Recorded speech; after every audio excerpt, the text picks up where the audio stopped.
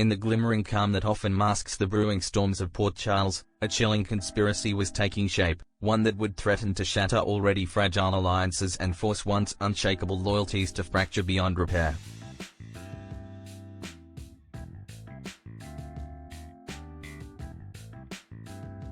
Drew Kane, long seen as a man of conflicted honor, had reached a dangerous crossroads.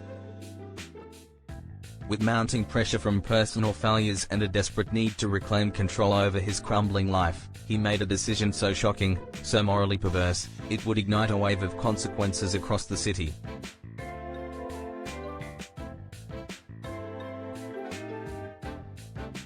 Drew had set his sights on Sasha's newborn child, not out of love or compassion, but as a calculated maneuver, an escape hatch from the burning wreckage of his failed ambitions.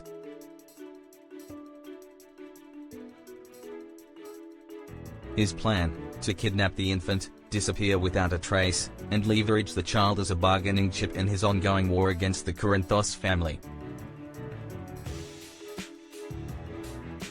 Sasha Gilmore, still reeling from the trauma of her emotional collapse and slow recovery, had begun to rebuild her life with the cautious hope of a mother rediscovering joy in her child's smile.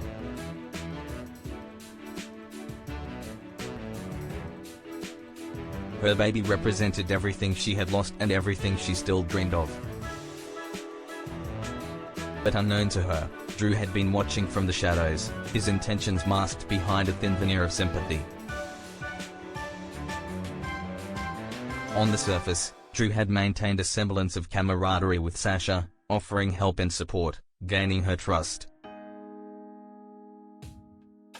But beneath that facade, his motives were far more sinister.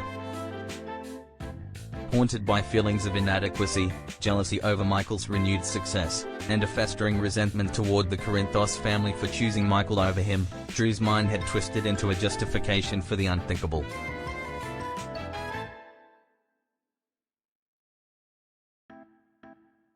The first person to sense that something was deeply wrong was Portia Robinson. She had always been cautious around Drew, her instincts finely tuned from years of dealing with deception as both a doctor and a woman who'd seen how ambition could rot the soul.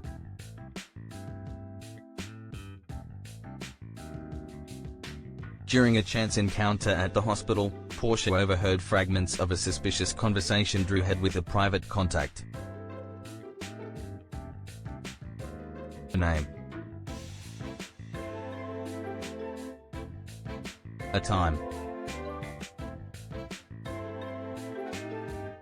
A whispered promise of freedom. It was enough to make her blood run cold. Her unease turned into determination the moment she saw Sasha's baby listed on Drew's patient visit log, a child he had no reason to see. Portia confronted Curtis, her voice trembling but resolute.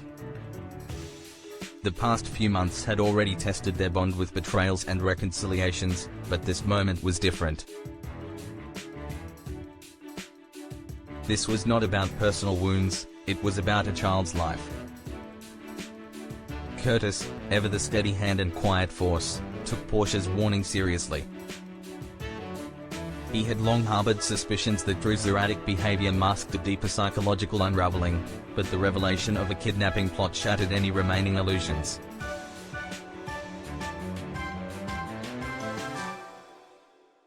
It was not just immoral, it was criminal.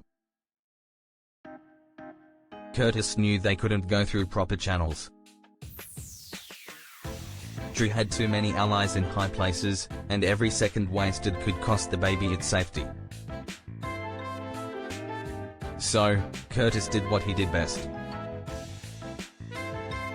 He went to Michael.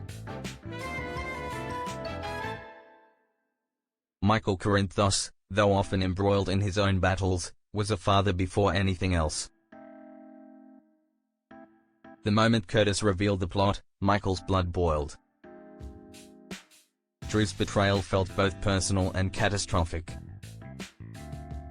This was not a business rivalry or a family feud, this was an abomination.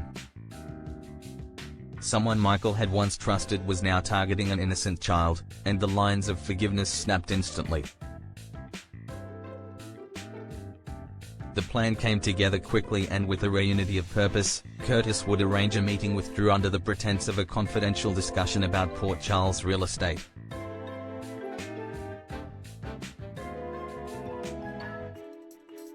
Michael would be stationed nearby with 2 off-duty officers loyal to him, not to the PCPD, but to justice.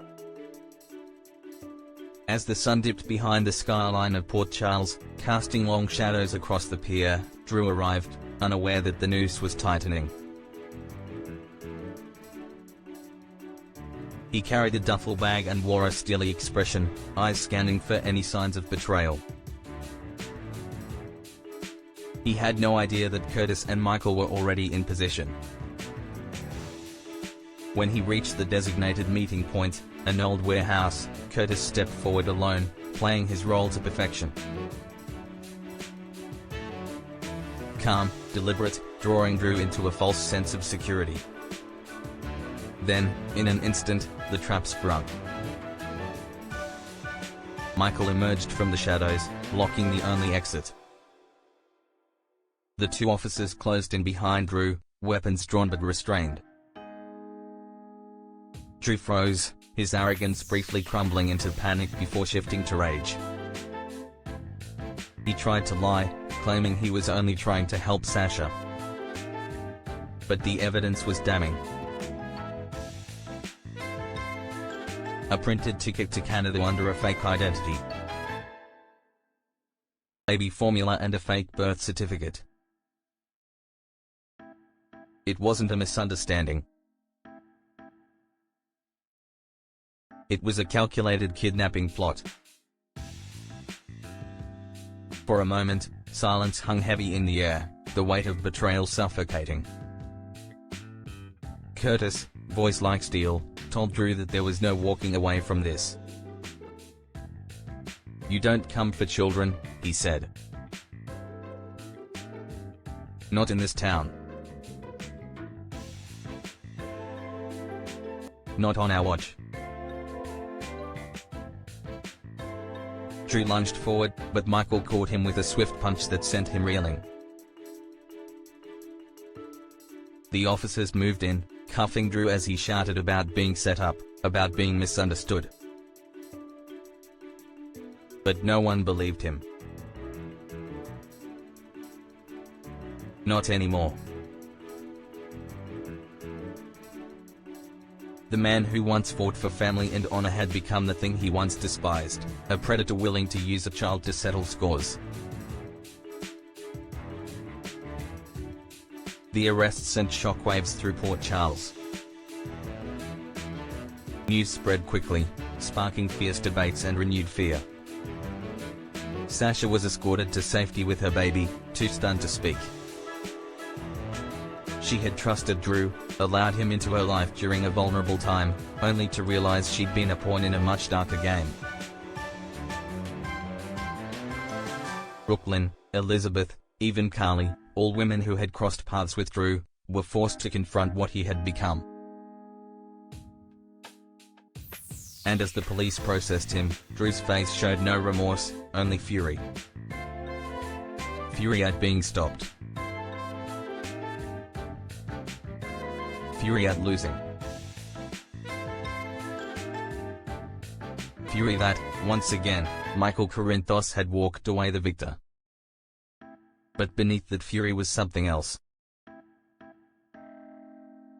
Something darker.